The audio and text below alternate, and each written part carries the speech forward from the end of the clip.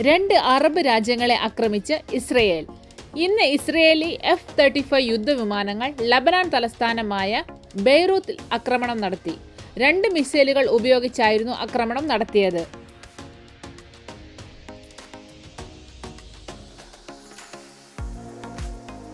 ഇന്നത്തെ ആക്രമണത്തിൽ ഹിസ്ബുള്ളയുടെ ചീഫ് കമാൻഡർ ഇബ്രാഹിം അഖിലിനെയാണ് ഇസ്രയേൽ സേന കൊലപ്പെടുത്തിയത്. ബെയ്റൂത്തിന്റെ പ്രാന്തപ്രദേശത്ത് കെട്ടിടത്തിന് നേരെയാണ് ആക്രമണം ഉണ്ടായത്. ആക്രമണത്തിൽ 12 പേർ മരിക്കുകയും 66 പേർക്ക് പരിക്കേൽക്കുകയും ചെയ്തു. മരിച്ചവരിൽ 3 കുട്ടികളും ഉൾപ്പെടുന്നു. അതേസമയം തന്നെ സിറിയൻ തലസ്ഥാനത്തുണ്ടായ ആക്രമണത്തിൽ ഇറാഖി മിലീഷ്യ അംഗത്തെ ഇസ്രായേൽ സേന കൊലപ്പെടുത്തി. ഖത്തീബ് ഹെസ്ബുള്ള അംഗത്തെയാണ് കൊലപ്പെടുത്തിയത്. ഈ ആക്രമണം ഉണ്ടായത് ഇന്ന് രാവിലെ സിറിയൻ ക്യാപിറ്റലായ ഡമസ്കസിൽ വെച്ചാണ്. ഇസ്രയേൽ ഇന്നലെ നടത്തിയ ആക്രമണത്തിൽ 100ഓളം ഹെസ്ബുള്ളയുടെ റോക്കറ്റ് ലോഞ്ചറുകൾ നശിപ്പിച്ചിരുന്നു. അതിന് പ്രത്യാക്രമണമായി 150 റോക്കറ്റുകൾ ഹെസ്ബുള്ള വടക്കൻ ഇസ്രയേലിലെ മിലിറ്ററി പോസ്റ്റുകളിലേക്ക് തൊടുത്തിരുന്നു. ലബനോൻ ഇസ്രയേൽ ഒരു പൂർണ്ണ യുദ്ധത്തിലേക്ക് നീങ്ങുകയാണ്.